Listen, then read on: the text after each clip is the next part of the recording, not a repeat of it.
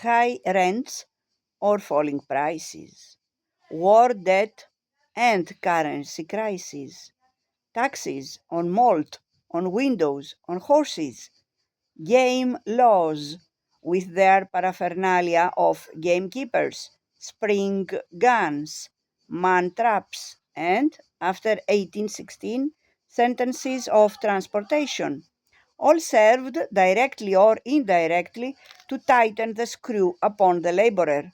The Jacobins did not do these things, exclaimed Cobbett. And will the government pretend that Providence did it? Pah!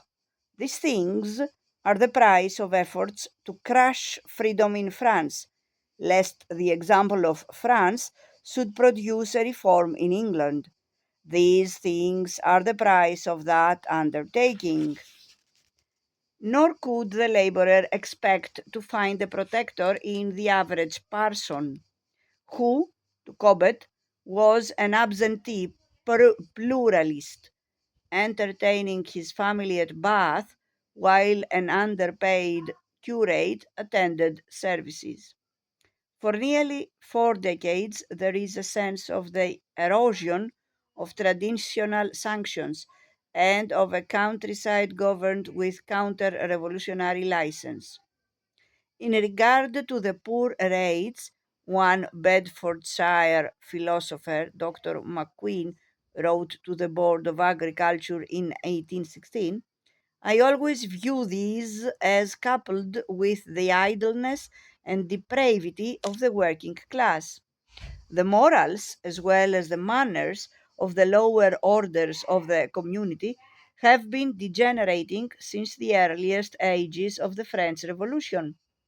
The doctrine of equality and the rights of man is not yet forgotten, but fondly cherished and reluctantly abandoned. They consider their respective parishes as their right and inheritance, in which they are entitled to resort. One recalls with difficulty that England belonged to the labourers as well.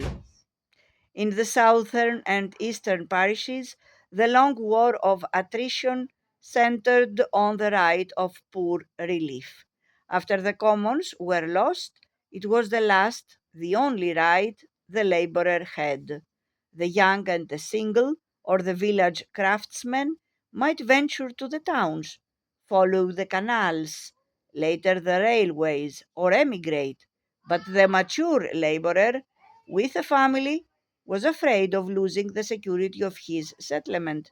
This, as much as his attachment to his own community and rural customs, prevented him from competing wholesale with the Irish poor, who, unluckier even than him, had no settlement to lose in the industrial labor market.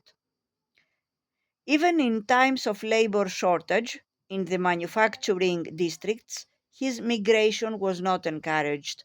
When, after 1834, the Poor Law Commissioners sought to stimulate such migration, principally to the mills of Lancashire and Yorkshire, perhaps as a counterblow at the trade unions, preference was given to widows with large families of children or handicraftsmen with large families. Adult men could not acquire the requisite skill for the superior processes of the factories. Labour markets were set up in Manchester and Leeds where mill owners could scan the details of families, age of children, character as a workman, moral character, remarks exceeding healthy, fine of their age, willing to take on themselves the part of parents to 3 orphans, like stock for sale. We have numbers of small families, one hopeful Suffolk guardian appended, such as man and wife, willing, if you could engage them together, say man at 8 shillings, woman at 4 shillings. The poor rates then were the labourers' last inheritance. From 1815 to 1834, the contest continued. On the side of the gentry and overseers, economies, settlement litigation, stone breaking and punitive tasks, cheap labor gangs, the humiliations of labor auctions, even of men harnessed in carts. On the side of the poor, threats to the overseers, sporadic sabotage, a servile and cunning or sullen and discontented spirit, an evident demoralization documented in page after page of the Poor Law Commissioner's reports. It would be better for us to be slaves at once than to work under such a system. When a man has his spirit broken, what is he good for? In the Spinhamland counties of the south, the laborers had their own bitter jest. The farmers keep us here on the poor rates like potatoes in a pit, and only take us out for use when they can no longer do without us.